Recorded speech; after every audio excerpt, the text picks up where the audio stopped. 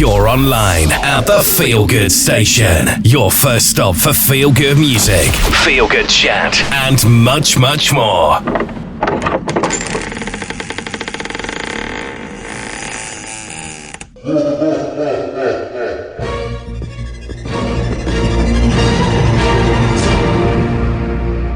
The Cellar of Horrors.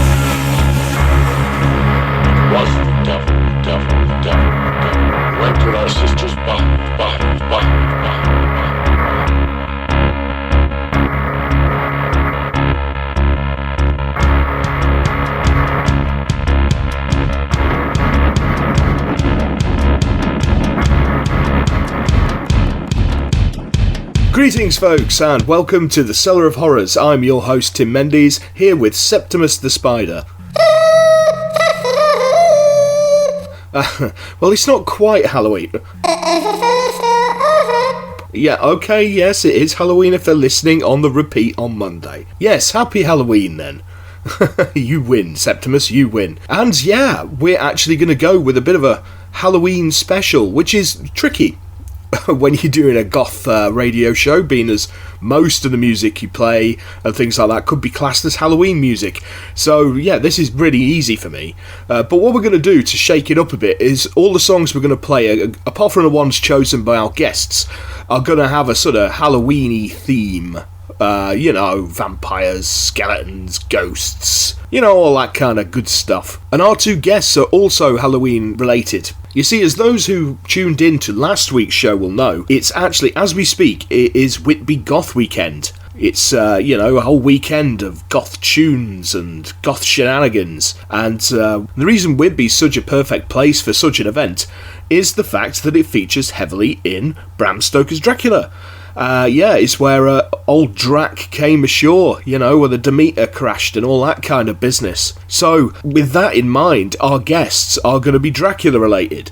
We're going to be joined by Mr. Chris McAuley, who's the co-creator of the Stokerverse, which is a universe of graphic novels, short stories, RPGs, all that kind of business.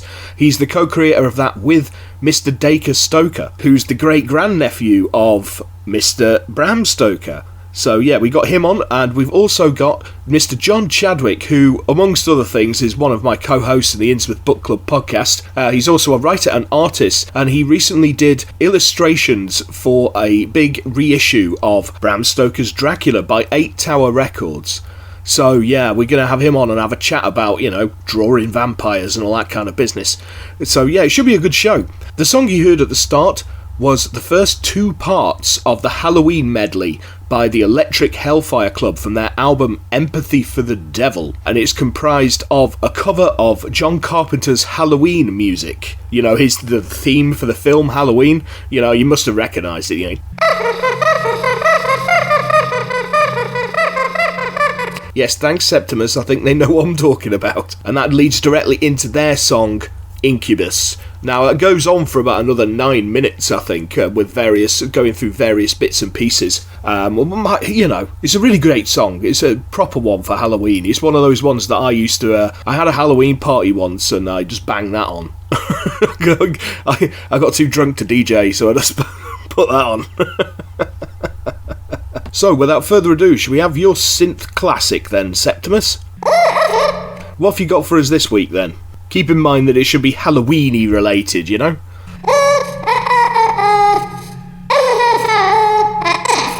Oh, yeah, perfect. Yes, absolutely spot on choice there, Mr. Spider. This is Every Day is Halloween by Ministry.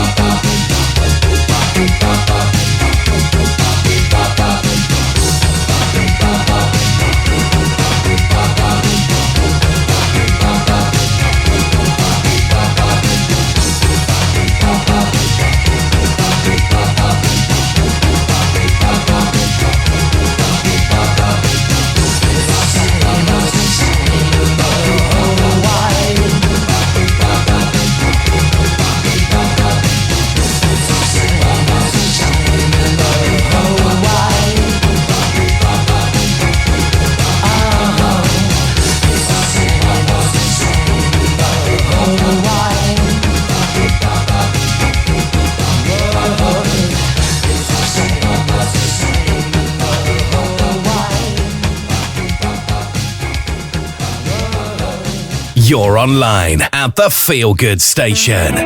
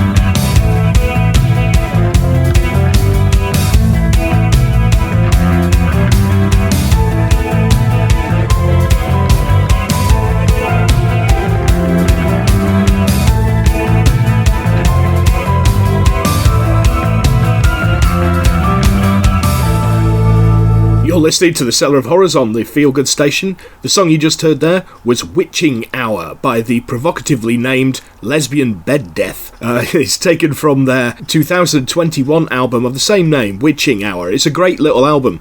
They've been going for quite a long time now, and they were in the running for the contender for this week's Improbable Cover, because back in 2019 they released an album called Born to Die on VHS, which is a collection of covers of songs that were all taken from horror movies, like specifically 80s and early 90s horror movies. So, you know, they're really good stuff there, they're really good soundtracks. So there's all kinds of really good stuff on there from things like Friday the 13th, at least one of the sequels, one of the Nightmare on Elm Street films. They actually did a cover of Dream Warriors from the third Nightmare on Elm Street film. It's a great little album. It's really good fun. It's one I found myself banging on before I get ready to go out.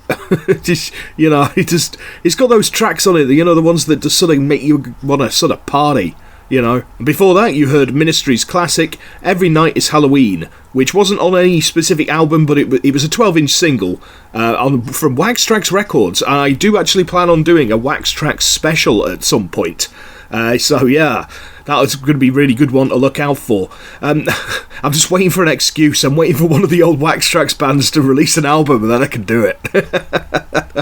Yeah, it was also released on their compilation album 12-inch Singles, and it was been released on several compilation albums and several remix albums specifically of Every Night is Halloween. They've done a re-recorded version, and they actually even did an acoustic live version that's kicking around on YouTube somewhere, which is really worth hunting down. It's really, really good. Right, it's getting to that time. We're going to welcome our first guest, Mr. Chris Riccoli. We're going to play a couple more tracks first, and I'd better occupy Septimus, because you know what he's like when I have guests. You know what? Yeah, you do. You're a terror. Anyway, yeah, why don't you go and have a look through Netflix and things like that and see what good films have just come on for Halloween, and then we can tell people about them in a bit. Go on, make yourself useful. Right, excellent. Now he's gone. Right, yeah, we'll gear up ready for Mr. Chris McAuley. So, yeah, in the spirit of things, let's have a couple of Dracula-inspired tunes, shall we? Yeah, the first one, let's go with Paralysed Age and Bloodsucker.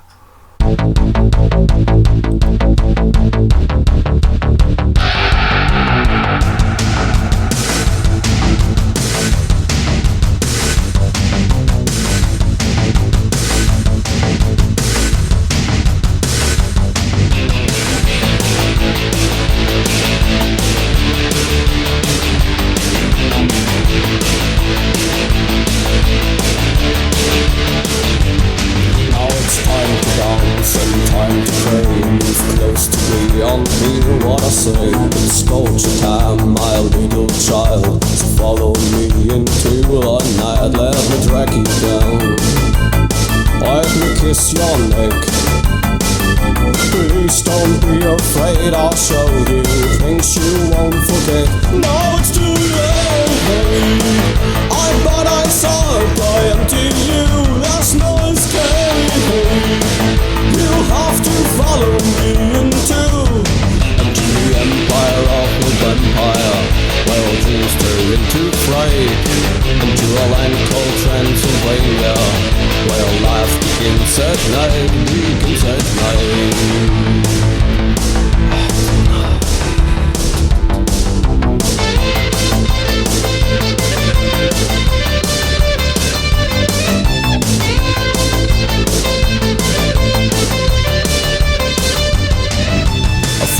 Blood is rushing over. The dead are on their way to nowhere. You try to hide, you try to run, but this nightmare now has just begun. Let me drag you down, let me kiss your neck.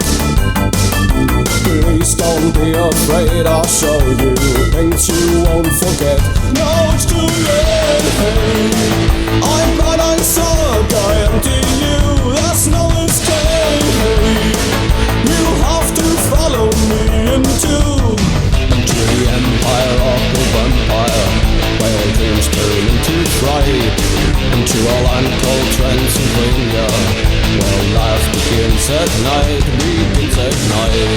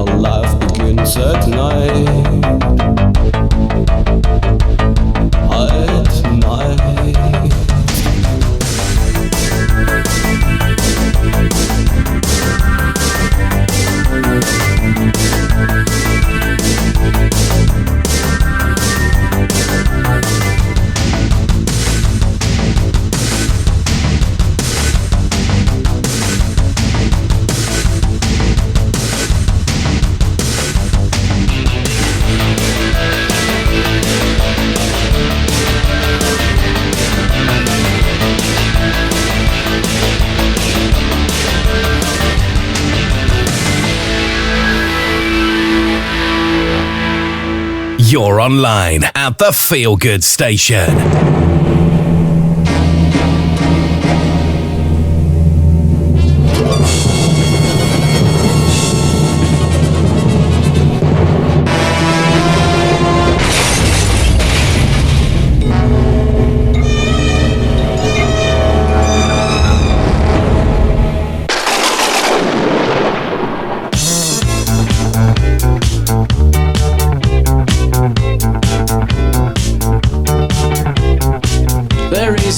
At the discotheque, I'll leave them feeling like they've been in a wreck. You know they wake up all wasted and they never ever check those two small holes that are leaving their neck.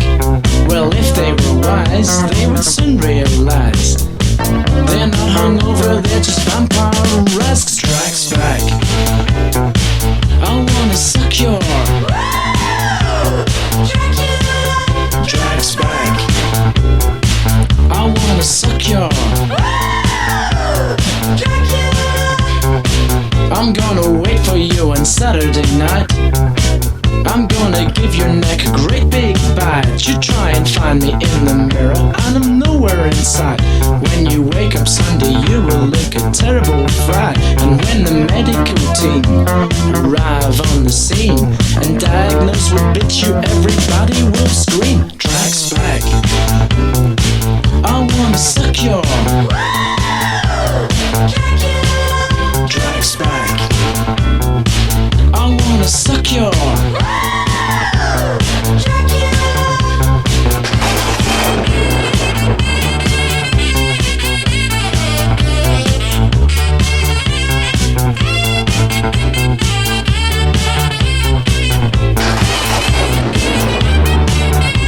Well, if they were wise, they would soon realize they're not hungover, they're just vampire rats. 'Cause Tracks back, I wanna suck your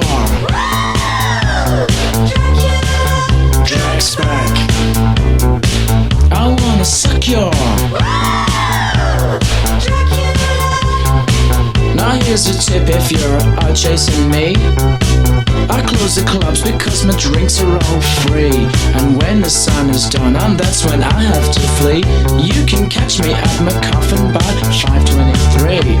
Now if you were smart and feeling up to the part, you best come looking with the stake through my heart. 'Cause Tracks back, I wanna suck your Tracks back, I wanna suck your I went in New York City once to make my mark. I checked in the Waldorf in the name of Karen Sharp. I used to prowl at City when it was dark. One night someone mugged me out in Central Park. Now I've had to go away for many's a day, but I'm such a nifty healer that I'm still here to say, Tracks back, I wanna suck your Tracks back, I wanna suck your They're easy pickings at the discotheques. I'll leave them feeling like they've been in a wreck. You know they wake up all wasted and they never ever check those two small holes that are leaving their necks. Well, if they were wise, they would soon realize they're not hungover, they're just vampire rats. 'Cause Tracks back, I wanna suck your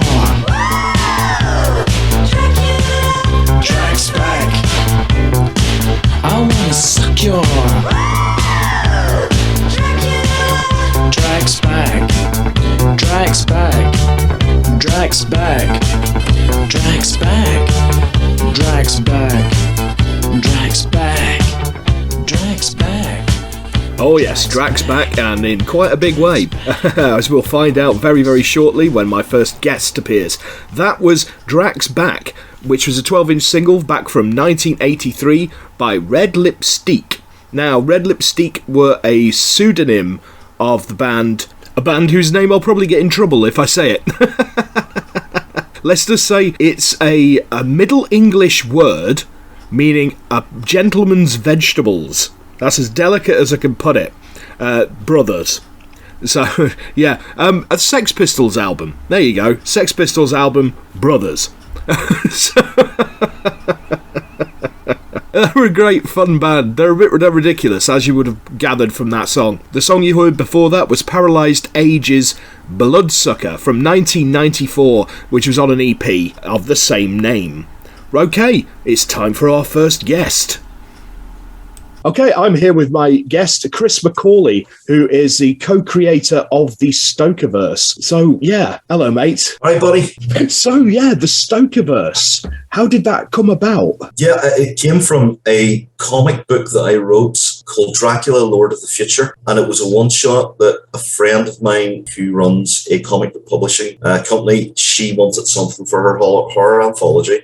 Mm-hmm. So I wrote this, and yeah, so Dracula, Lord of the Future, it was set, I think I said it something like 100 or 200 years in the future. It's so blurry now because I wrote it like 2 years ago. And yeah, Dracula gets captured by a Weyland Yutani company and they start experimenting upon him. He doesn't like that very much. So he breaks through and kills everybody in particularly gory ways. So I contacted the Bram Stoker estate and said, look, if you don't want me using Dracula in this, I can just use another vampire. It's fine. I'm very mindful of Bram because I'm a fan of Bram Stoker's work, not just Dracula. Everything he's written, the poetry, the dramas, the adventure stories, and the fantasy stuff. So I kind of grew up with a knowledge of Bram Stoker because my mum bought me a collected work of Bram Stoker, I think for about £3 out of Bargain Books when I was a kid. Right? Nice. Yeah. And then I went to the same university as Bram did. So I had a bit of an affinity. So I just wanted to, let the family see, okay, this guy's writing this character, we might not want that portrayed in that way. So Decker calls me back and he said, I really like the script. I was like, okay, can we have a chat? So he rings me up on Skype and we start talking about, maybe taking some of Bram's short stories and turning them into graphic novels. Ooh. So we started off with the unfortunately titled The Squaw, and I do apologise for anybody who is triggered by that. We changed the title, obviously, to The Virgin's Embrace, which was a bit more appropriate. Yeah. But we looked at it because it's one of Decker's favourites, and every depiction of it, even the EC Comics one, which is Cellar, is very stereotypical, and it doesn't really portray Native Americans accurately. Yeah. And it's a story that we thought we could expand upon. So I worked on a script and started to expand out the characters of Elias. We put Bram and Florence in there because they were actually on honeymoon in Nuremberg, and we think that's where he came up with the idea of the story. So we made them central characters. Nice. And Nuremberg was important because that was where Vlad II was given the Order of the Dragon. So we started peppering the artwork, bits of stuff for Dracula fans. Nice. And yeah, we were very careful about the depiction of American and Native Americans. So the artist Jessica Martin, who a lot of people know from Doctor Who. Yeah, I do. I know her as Mags the Werewolf from Greatest Show in the Galaxy. Yeah. Yes. So she did a lot of painstaking research. Yeah. And we looked at the sketch work. I think this is how the Native Americans would have looked like at the time. We didn't make the Native Americans antagonists. We gave them an actual reason for doing what they were doing. Yeah. So it's quite a horrific story. And I will say this, the worst part about writing that story is the violence that's done to the kitten. That was pretty hard to write. Yeah, I can imagine. I hated that because me, Tim, I'm a cat person. I'm the same. Yeah, I'm the same. So violence to people, I can write without a single thought. Yeah. Violence to a cat, that's where I draw the line. It's very, very hard. So we got that out and it did really well. It outsold. The first couple of days I was out selling like Stephen King, Clive Barker. It was people were generally happy. It was well received. Mm-hmm. So we were looking at doing another short story of Bram's, and then I said to Decker, "Look, there's an elephant in the room here. We're kind of talking around Dracula. Do you want to actually do Dracula?" And he said, "Well, how would you do it?" And originally we were going to do this graphic novel that was going to show everything. Decker at this point had sort of let me into the little stuff from Bram's notes, the missing pages, what was in them. So I said, well, why don't we just do a complete graphic novel of that? but that's a massive undertaking. Oh, yeah. So what we decided we would do was start looking at prequels and sequels using Bram's notes and the sort of family insight. So that all started to form around. And I remember I was in British Columbia at my mother-in-law's house, and I was writing the comic script for what's now Dracula Returned, Cult of the White Worm. Yeah. And I was on the phone with Decker, and I said, why don't we just create a universe out of this? And he said, what do you mean? And I said, well, let's just have all these as interconnected stories, one-shots and interconnected stories. And why don't we try for games? Why don't we do games? And Decker had been, for 15 years, have been sort of playing with the idea of maybe games. Companies were interested, but nothing really took shape. So I said, let's call it Stokerverse. Nice. And it just stuck. It just stuck. I think I was standing having a Budweiser in my mother-in-law's house at 3 o'clock in the afternoon on holiday. And that was when the Stokerverse was born, on a phone conversation. And working with Decker's brilliant, because Decker loves a good story, and he's got a good instinct for story, very good instinct for story. So whenever you bring up a story idea, it might not work. The first time around it'll not work. And then we'll go, okay, what did you like about that? Well, I like this and like that. Well, why don't we try this? Why don't we try that? And that's kind of what our conversations are like. So that's how the Stokerverse was born. And then we moved to the whole legal side of it, because it's all trademarked and all now. Of course. Yeah. So that all got trademarked very quickly. And then the games companies, then we started getting involved with the various games companies, and then more audios and documentary. And it's kind of just, it's growing. It's growing pretty fast now. That's awesome. Right, we're just going to take a short break now. Okay, this is Monster by Panzer AG.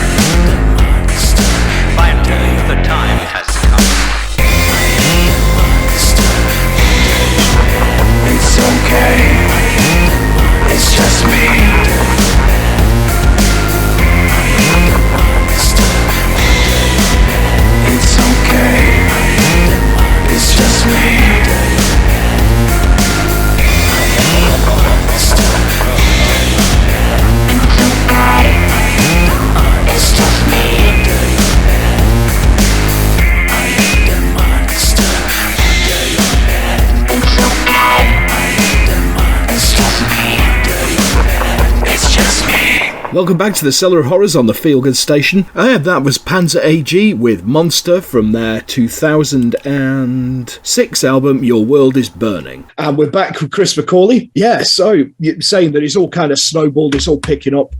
Sort of aside from the Stokerverse, what sort of things, you've got fingers in many, many pies, as I know.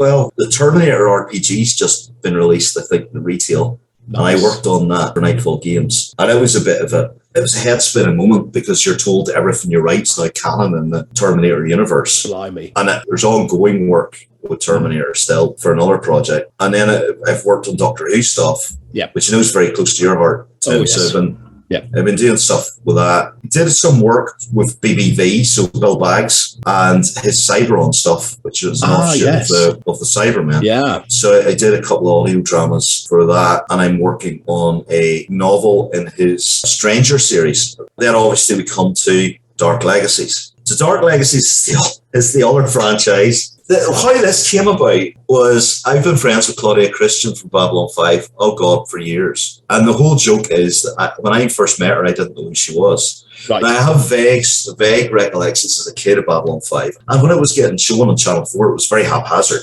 I think it was on a Sunday and then it was on a Thursday, and my family was like that with a lot of stuff, wasn't it? It was like Buffy was on like it's like all over the place, right? It was on at like tea time on Thursday, and then it was on at 2 a.m. on a Wednesday or something. It's like, what's going on?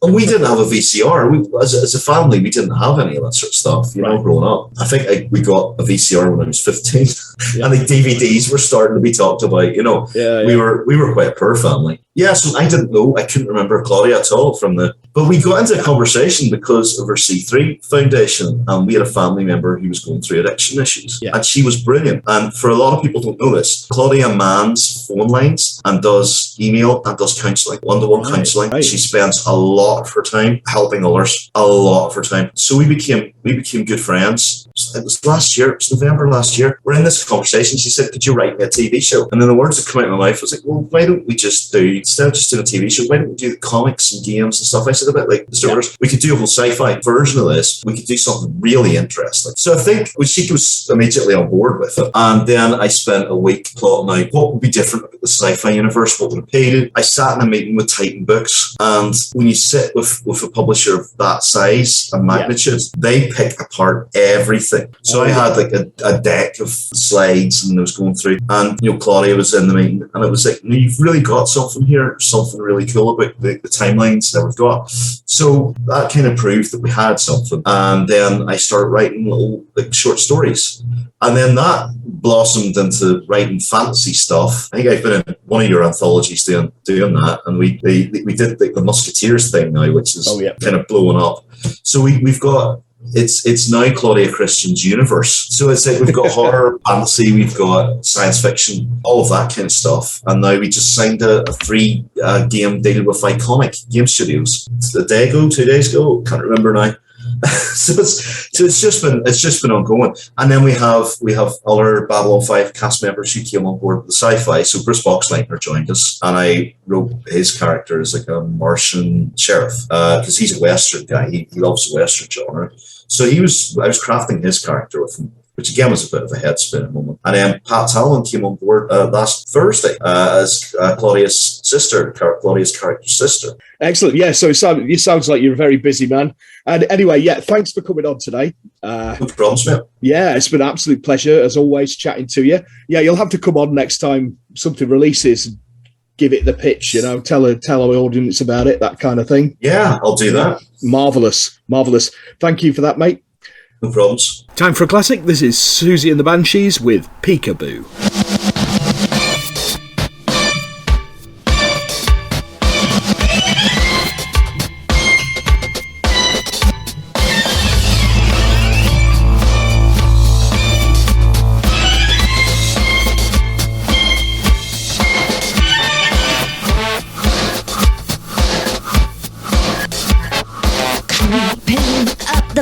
Linking into dark stars.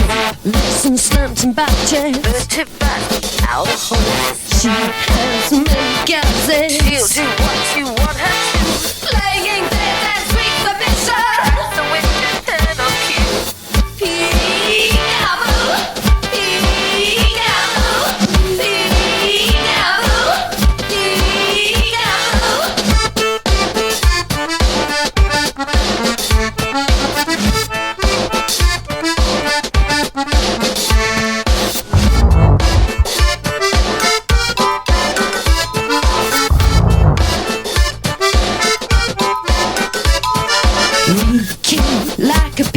stop. Feeling bad and gagging free. Flaccid ego in your head. Chokes on dry teeth. Can you understand? She's staring at the shadow. Sneering behind the spot. Lunge and thrust to pout and fuck into the face of the big guy.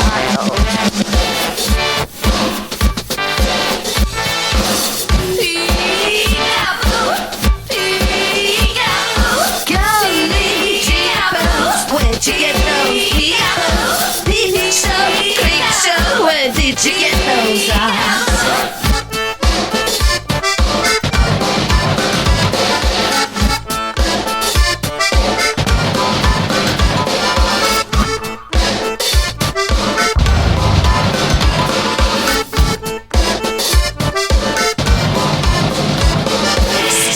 Lights pump and flicker. Dry lips crack out the more. You're right on this ragdoll, baby.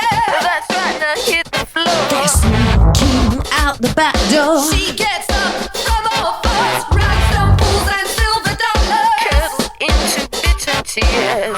Peek-a-boo, peek-a-boo, peek-a-boo, peek-a-boo. Gambling cheapos. Where'd you get those weepers? Peep show, creep show. Where did you get those eyes? Gambling cheapos. Where'd you get those peepers? Peep show, creep show. Where did you get those eyes? Gambling cheapos. Where'd you get those weepers?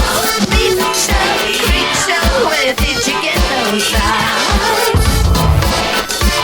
Where did you get those eyes?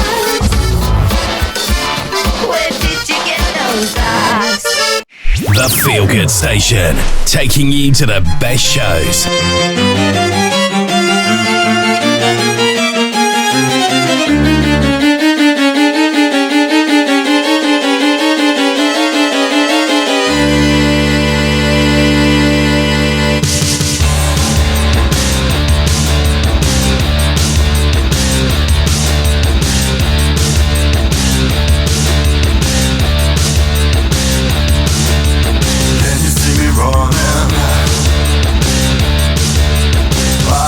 Running for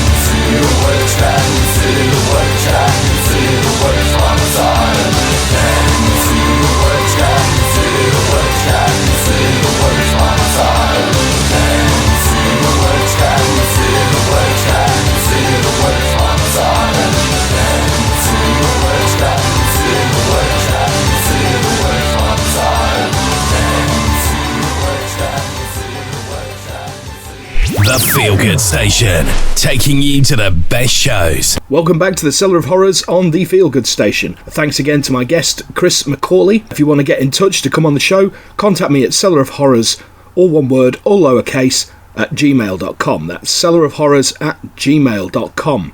After that, we had a couple of stone cold dance floor fillers. The one you just heard was The Witch by Rosetta Stone from their 1993 EP Epitome. They released an anthology in 2020 which collects pretty much everything they ever did, and it's well worth picking up. It pretty much contains everything except the latest album, Cryptology, which came out also in 2020. After that, we have a song which I love personally, Peekaboo by Susie and the Banshees. Now, I've noticed over the years that you could do a really strange goth social experiment with that song, because there appears to be two types of goth in the world: those who like Peekaboo and those who really don't. It's really interesting, and it's not age or anything like that. It's just a weird thing. Whereas you can have one group of people on the dance floor, and they'll be dancing along to whatever I'm playing, and I'll play that, and half of them will leave, and another half of some other people will come and take their place. It's really bizarre. It's if you ever get bored of the people who are dancing in front of you whenever you're DJing, and you want to complete like a reshuffle of the dance floor, hit Peekaboo. The Mission is another one. Anything off Mask is really divisive, which I don't get because I love it. In fact, anything they released after Carved in Sand, really, which is strange. Okay, we're hurtling towards the end of the first hour, so what I'm going to do now is leave you with another dance floor classic. This is Blutengel with Children of the Night from their album Seelenschmerz.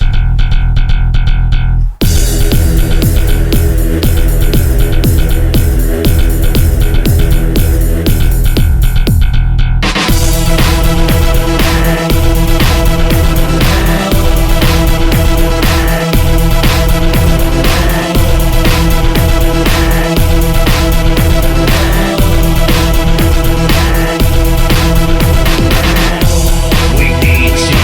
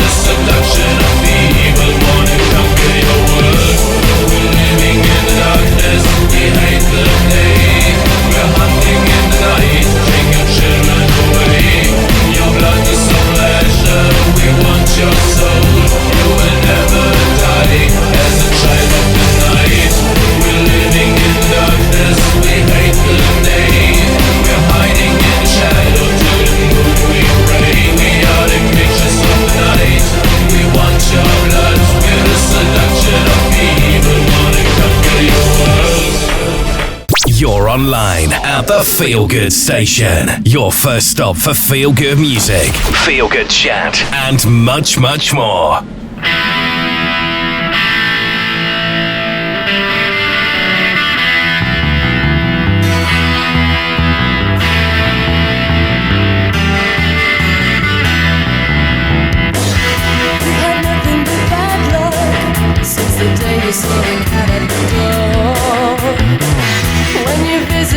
Sweet lady, answering a mystic call.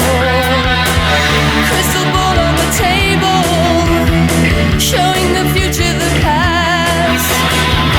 Same cat with her evil eye, knew it was a spell she cast.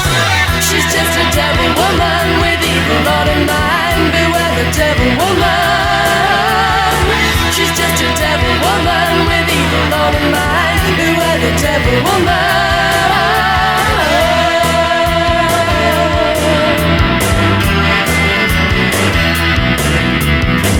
Give me the ring on your finger, let me see the lines on your hand. I can see me a tall dark stranger, giving you what you have planned. Drink the potion she offers you, find yourself on the floor. When you look in her big green eyes, you wonder what you came there for. She's just a devil woman with evil on her mind. Beware the devil woman.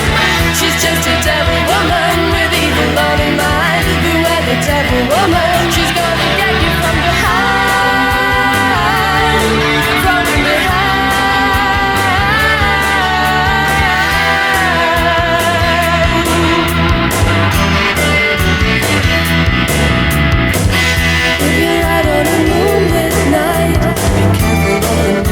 Stray of a lady with long black hair, trying to win you in a feminine way. Crystal ball on the table, showing the future, the past. Same cat with her evil eye, better get out of that fast. She's just a devil woman with evil on her mind. Beware the devil woman. She's just a devil woman with evil on her mind. Beware the devil woman. She's just a devil woman with evil on her mind. Beware the devil woman. She's just a devil woman with evil on her mind. Beware the devil woman. She's gonna get you from behind. Welcome back to the Cellar of Horrors with your hosts, me, Tim Mendes, and Septimus, the daft little synth-pop spider. Yeah, that was this week's improbable cover, and it comes from goth legends All About Eve. Yes, you weren't going insane, that was indeed a cover of Cliff Richard's Devil Woman. It was originally released as a B-side on 1987's Flowers in Our Hair single, and was later re-released in 2002 on Return to Eden, which was a collection of all their early recordings. I love it, I think it's great. Before that, at the end of last hour, you heard Children of the Night by Germany's Blutengel. And yeah, it's a dance floor classic, and rightly so. It's one of those that you put on, you're guaranteed to get some people flouncing about to it, even on a slow night. You know, you're guaranteed to get one or two people go, ooh, I like this one, and flounce about a bit. Now, I think bonus points to it for the way that Chris Pole says soul. Yeah, exactly, like that, like soul. Yeah, you know, bonus points where bonus points are deserved. Okay, in this second hour, we'll be joined by our second guest, Mr. John Chadwick. Before that, you, Spider, come here. Did you find anything useful looking through Netflix? Oh, you've wrote a list. How helpful of you. Makes a change. Okay, let's have a look what you got here. Oh yeah, obviously, yeah, the Cabinet of Curiosities drops over Halloween, which is the Guillermo del Toro series, where it's basically it's one of the anthology series, a bit like Masters of Horror. We talked about it in detail in the first episode. Needless to say, it's got adaptations of Lovecraft, Kuttner, and Michael Shea, so I'm really excited about that one. What else have we got? Oh yeah, right, this looks interesting. It dropped on the 7th of October. It's called The Midnight Club, and it's from Mike Flanagan, who was the guy behind the miniseries adaptations of Haunting of Hill House and Turn of the Screw, which was Haunted of Bly Manor. He also did the series Midnight Mass last year, which I haven't actually got round to watching yet, but I've heard it's pretty good. This is based on a Christopher Pike young adult novel, and the series follows a group of 5 ill patients at a hospice who share scary stories with each other at night. So, yeah, I don't know a lot other than that, other than the fact that it's actually got Heather Langenkamp in it, who most people will know as Nancy from Nightmare on Elm Street. So, yeah, that's worth a watch. Oh, this one looks interesting, Septimus. It's called 28 Days Haunted, and it drops on the 21st. It's a brand new reality series where we see 3 teams spending 28 days in some of America's most haunted locations. Yeah, you see, these shows, right, whether you believe or not, they're always entertaining, especially when you've had a couple. But this is actually, these haunted locations, they're based on the theories of Ed and Lorraine Warren, who many people, if they're not familiar with their names, but they're the people who the Conjuring movies were based on. Ah, now this one looks interesting. So it dropped on the 5th. It's an adaptation of Stephen King's Mr. Harrigan's Phone, and it's been done by John Lee Hancock, who I'm not familiar with, but it features Donald Sutherland. So yeah, that looks good. It's Blumhouse Productions, so yeah, it's got quite a decent budget from what I can imagine. So yeah, that looks interesting.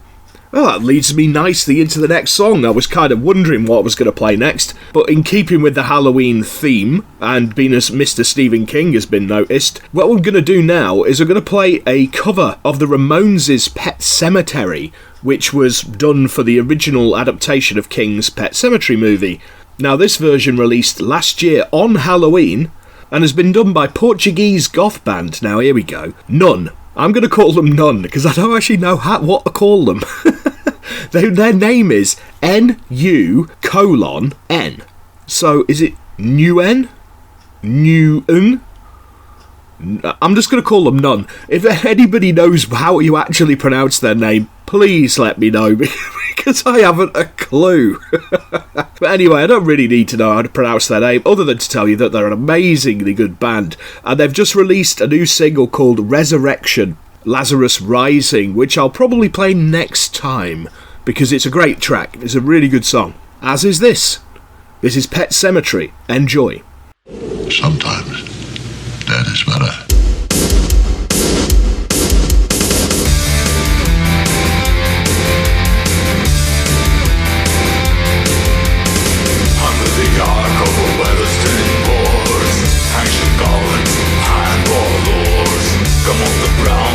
Nobody knows.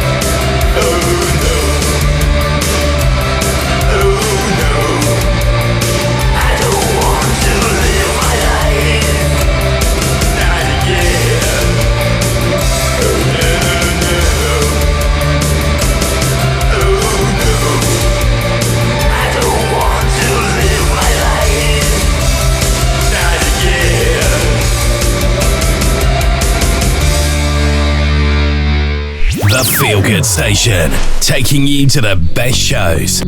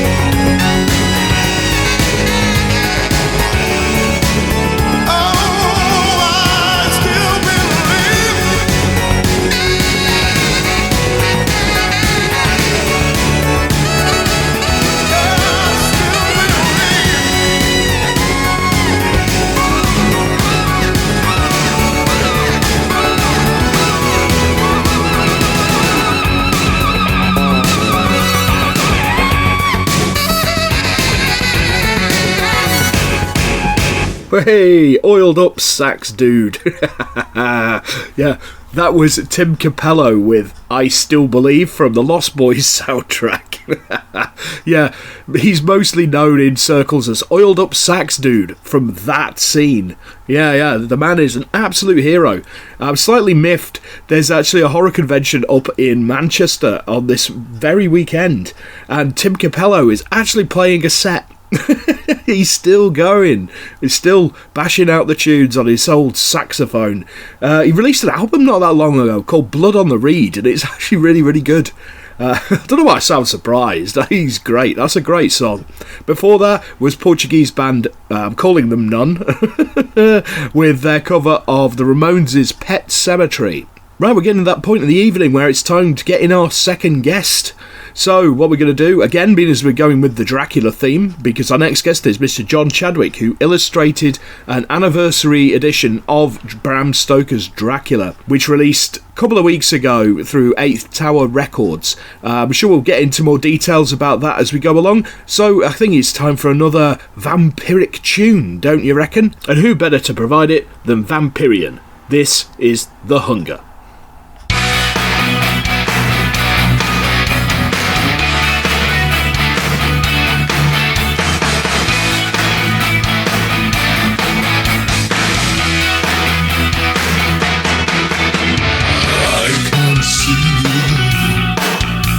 Standing in the shadow, long black hair, darkness in your eyes,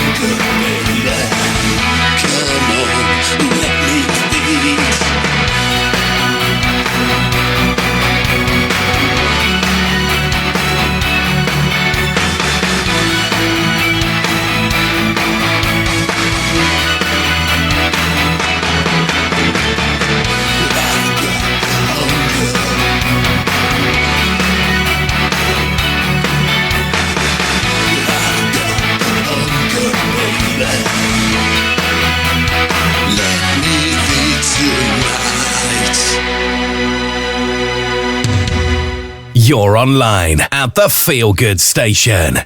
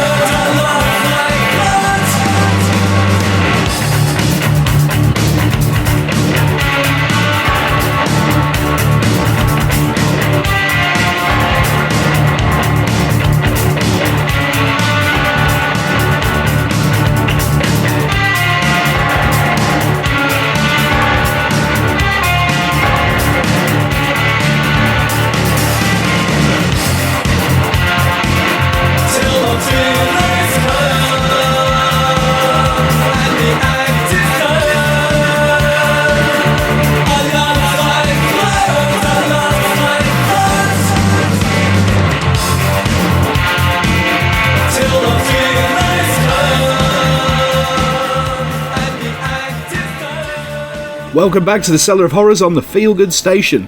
The first track you heard there was Vampyrean, with the title track from their debut album, The Hunger. Vampyrean is a side project of Vlad from Nosferatu, who are playing a gig in November in London, I believe. I will give you more details on that probably in the next show. Following that is a song that's absolutely timeless in my opinion. It sounds like it could have been recorded yesterday. That was Love Like Blood by Killing Joke from 1985's Nighttime album. Now here's a weird little bit of trivia for you. Some of you may know that I'm a huge Whovian, a huge fan of Doctor Who, specifically the old school Doctor Who, you know, before the reboot, and I've collected all the DVDs, the BBC DVDs. Now, the DVD for State of Decay, which was a vampire story in the Tom Baker era, written by Terence Dicks, it's very very Dracula-y. But anyway, the DVD release to that had, as they all do, some extensive special features. And one of the special features was about vampires in literature. And Love Like Blood by Killing Joke was used in the background when all the talking heads were on. So you can hear that when and people like Kim Newman were on it. Kim Newman is a horror writer, and I'm a big fan of his work, and he created the Anno Dracula universe. So I just thought it was a nice little touch there to have Killing Joke bashing away in the background. Righto, it's time for our second guest. Right, yes, I'm here with my second guest of the evening, Mr. John D. Chadwick. John, pleased to have you on the show, mate. How are you doing? I'm full of COVID, but I'm very pleased to be here. I'm in recovery, so my brain might be a bit mushy. I noticed that you called me John D. Chadwick. Yeah, because that's what your name is done on the thing. Yeah.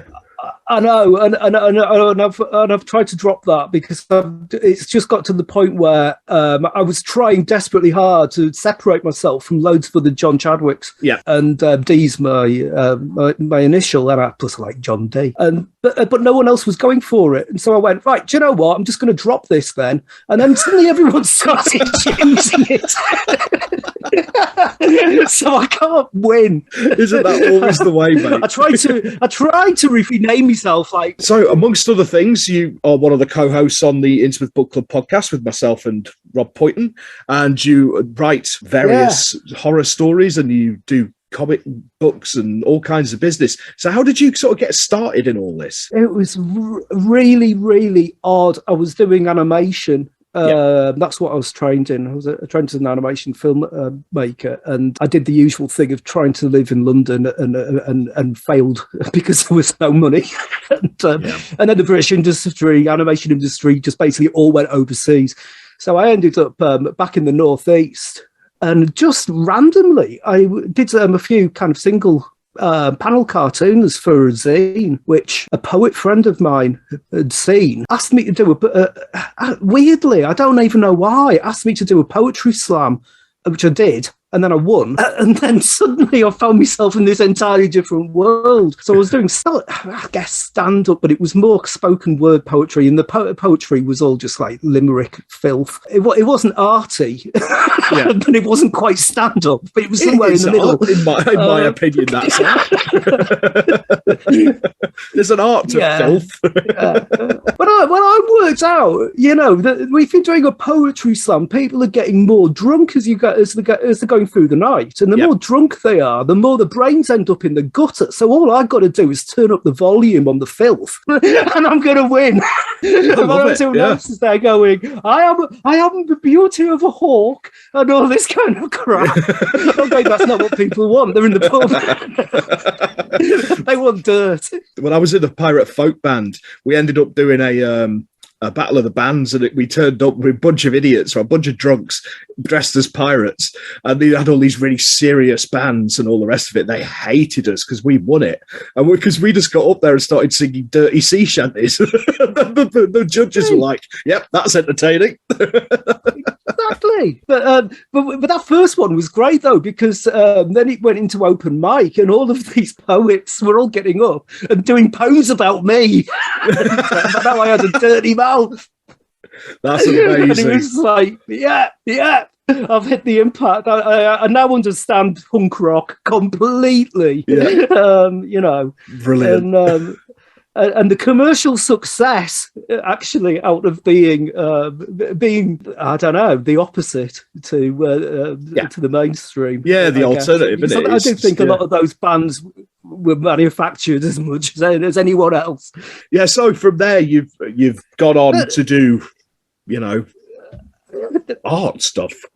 Well, I ended up. I was doing. I did illustration because I was lecturing animation at one point, and I couldn't really do that job anymore, basically because I didn't realise it, but I had ME, and so I was just getting always bogged down and stressed and off ill, and so it was basically a case of like, right, what do I turn my skills to?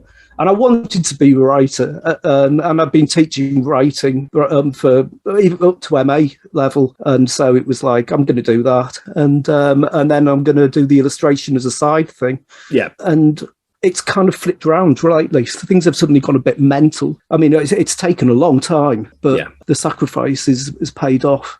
Yeah. I mean, it's been about, it's probably coming up to about 15 years since I started, and now things are suddenly just kind of like getting a bit like, I'm able now to choose stuff and turn things down, which is the position you always want to be in, really. It is, yeah. Because you want to be when able you turn to down, people come back with more money.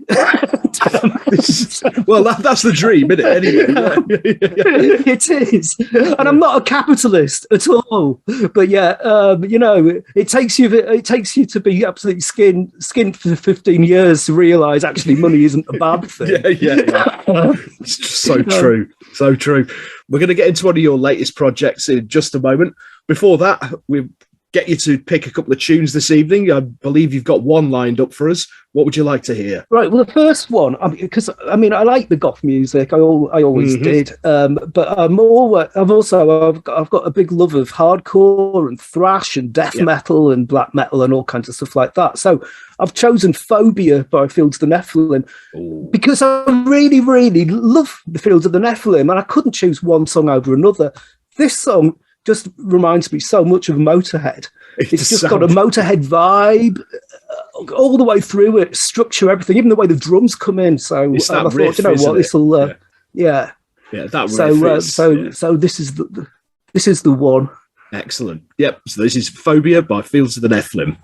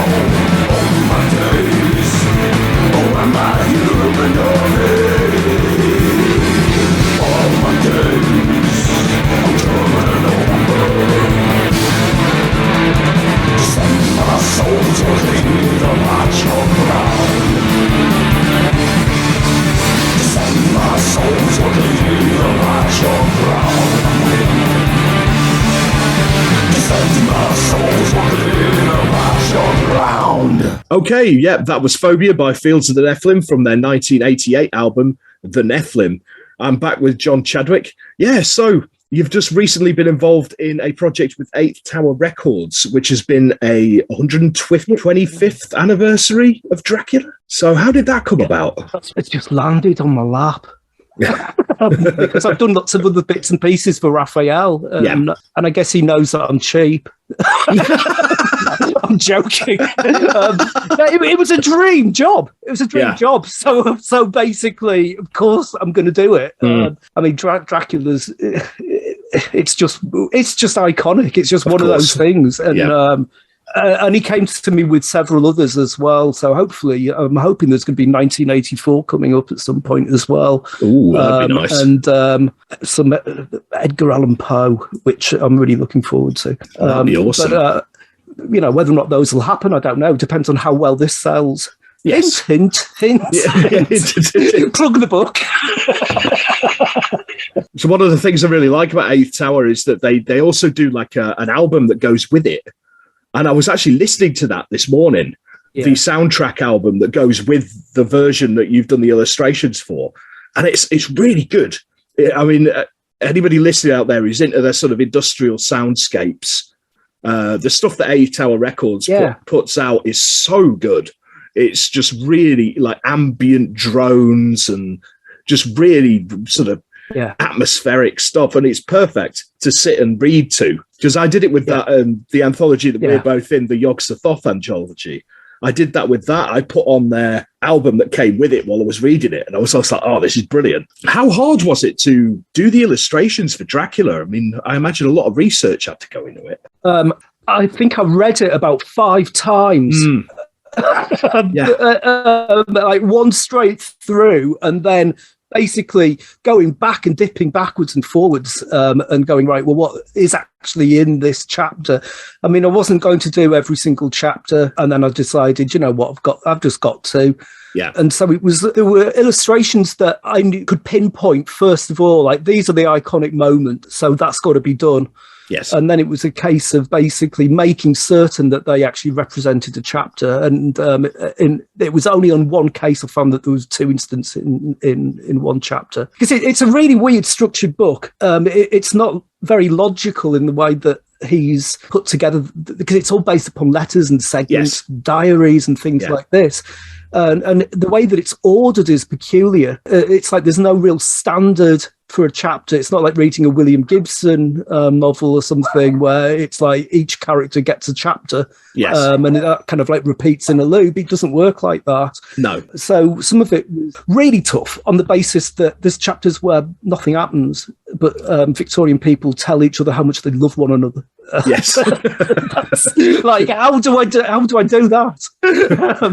Draw a dapper chap with a moustache and a frock coat or something. I don't know. Basically, it's like, basically. So what we did was with some of the chapters, I just did a portrait of the character, or a character that was important in that chapter, and then it put that in with all the other ones. I mean, there's one chapter where I've done an illustration of the Orient Express, just because there wasn't really much to do. And that's ended up being one of my favourite illustrations in it. And it tries to kind of like cover all of basically of the book from lots of kind of different angles. It's not all just Dracula biting people. Also, because it needed to be done quickly, we chose this style just to be black and white. And originally I was looking at Aubrey Beardsley and wanting to kind of do something in that style. And then it just kind of went, do you know what, there's more that can be done with this black and white thing. We were trying to get into the psychological aspect of it. And then that's when the German Expressionist woodcut style came in, which it wasn't quite contemporary to the novel, but around a similar kind of period. Also, you know, the German Expressionist thing with the horror stuff, it always works. Oh, yeah, of course. Hence the old silent films. Yeah, definitely. So it basically meant I could distort things as well. I didn't have to worry too much about proportion, because that's always a nightmare for artists. Like, legs too long and stuff like that. With this, you can just go, like, as long as I can represent things, I can get away with stuff. So I can knock things out quickly. So sounding very much like it was a quick run through. It wasn't. It was probably a good couple of months' work. So quite intensive work as well, then, if you're on a time limit. That's impressive you managed to get it done in that amount of time. There's about 20 to 30 chapters in there. I can't remember how many, about 28, I think. And, so there's that amount of illustrations in there. So I was trying at one point to knock off one a day, but it didn't quite work that way because there was all that scrappy stuff you've got to do at the end and check things and correct things and all of that, which takes up time. Well, it's the same with everything, isn't it? It's the editing and finishing process that takes more time. It's like writing a story. I can knock out a story in a couple of days, and the editing takes a week. You know, that's just how these things work, isn't it? It's the same with music, same with everything, I find. Absolutely. It's just exactly the same method as basically sculptors working with a block of stone, you know, or anything like clay. You start off with a solid bulk, and you've got to weasel it down to smoothness and all that kind of thing. It's exactly the same process. Yeah. But I mean, as far as the writing is concerned, I totally agree with you. I think we're more editors than we are writers. Yeah. we spend far much more time editing. So what are you working on at the minute then, mate? Well, there's a John Carpenter book coming out for Eighth Tower, which I'm totally behind on, because before that I was doing a comic strip with Chris McAuley based on one of your concepts of the Musketeers versus Cthulhu. So that ran into things, and then I ended up with COVID. So I'm totally behind, and I've had my hand slapped. And so that's the next thing. That's the next thing. Nice one, matey. Well, thanks for coming on. Before you go, I believe you've got another tune for us. What are you going with this time? I'm going with the Snake by The Cult, just because it reminds me of bars and clubs and venues and things like that in the 80s when I was a teenager, when I first started going to gigs and going into nightclubs too young. I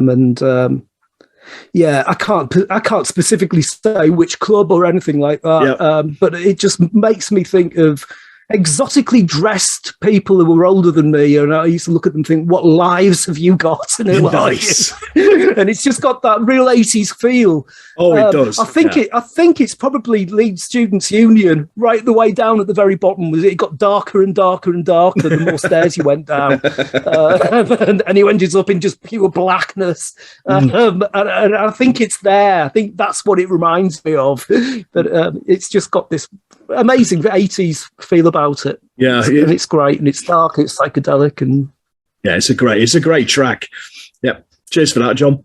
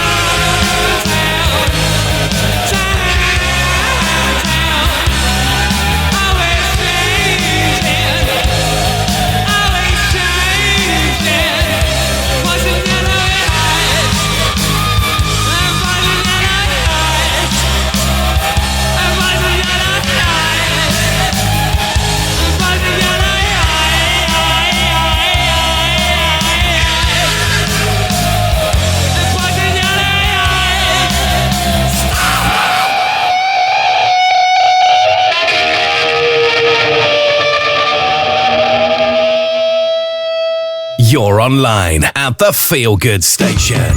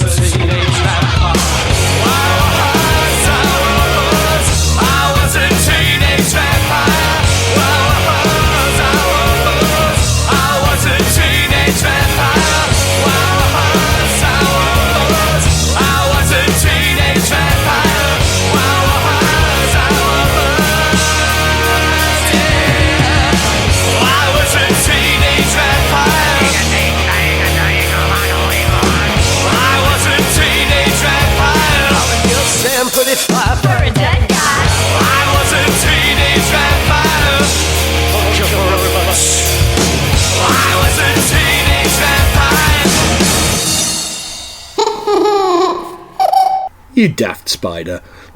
That was Killing Miranda with Teenage Vampire. Septimus loves the bit where they do a bit of a Mickey take of Elvis, you know, thank you very much. Yeah, for some reason. You'll be doing that all night now, won't you? Ugh, here we go. Before that, you heard the song The Snake by The Cult, which is actually a fairly rare one. It was released on the Resurrection Joe EP in the early 90s, and I think it was a B-side before that. It's now been collected in Rare Cult from 2000. That was a slightly edited version because it actually goes on for about 8 weeks. So I had to trim it slightly. And that was the choice of our guest, John Chadwick. And again, if you want to get in touch, you want to come on the show, you've got something you want me to plug, contact me at cellarofhorrors@gmail.com. That's all one word, all lowercase. That's cellarofhorrors@gmail.com. Okay, we're rapidly hurtling towards the end of the show. But before we go, I just want to let you know about some Nightmare Fuel that's just dropped for the PC and the Xbox Series X. So if you're looking for a game to play, you know, now it's a perfect time. It's a horror game. It's a sci-fi horror first-person shooter called Scorn, and it's based on the artwork of H.R. Geiger. So it's all very... A lot of the aesthetic is very similar to the alien spaceship sequences in the original Alien movie. It's got that biomechanical kind of thing. It also reminds me of some of Geiger's other work. That I seem to remember an album cover they did. I think it was for somebody like Emerson, Lake and Palmer, but it reminds me of that. The world seems to be populated by strange abominations that you have to survive, and I think from what I see, from what I gather from the trailers, you do get weapons, but I don't think you get a lot of them. I think it's mostly a survival horror game, and then you do have some FPS sequences, which I love that kind of thing. I thought that the old game Call of Cthulhu Dark Corners of the Earth got that balance really spot on, where you spend the first part of the game unarmed, unable to defend yourself, and you're beset by all these, deep ones who want to sacrifice you to Dagon and all that kind of business, and then you only get a gun late in the second half, and you can finally fight back, and by that point you've reached that point of being slightly frustrated by getting killed all the time. So when you can turn around and finally deal out some punishment, it's really cathartic. And I guess that the developers Ebb Software have gone for a similar kind of thing in Scorn. Yeah, so that released on the 14th. It's available to buy now, like I say, for PC and Xbox. I've been patiently waiting for it to drop, but unfortunately I don't have a PC that can run it, and I haven't got an Xbox X yet. Game over. Now, we're coming up to that time. You are a dafty. Yes, the end is nigh. Yeah, I hope you've enjoyed our little Halloween special, and thanks again to my two guests, John Chadwick and Chris McAuley. As always, if you want to get in touch, if you want to come on the show, you have a song you want me to play, anything like that, get in contact with me at cellarofhorrors@gmail.com. That's all one word and all lowercase. cellarofhorrors@gmail.com. Righto, what I'm going to do now is I'm going to leave us with a song that is kind of lore for me to play. I'd be breaking some kind of goth law if I didn't play this on the Halloween show. I'm going to leave you with Bauhaus's absolute anthem, Bela Lugosi's Dead. Now, I'm not going to be playing the full 9-minute version or even the 15-minute version. I've had to edit it slightly because we just simply haven't got time. I know it's sacrilege to some, but anyway, what can you do? So, that's a good night from me, and it's good night from Septimus the Spider. And we'll see you next time. Same place, on the Feel Good Station. Good night.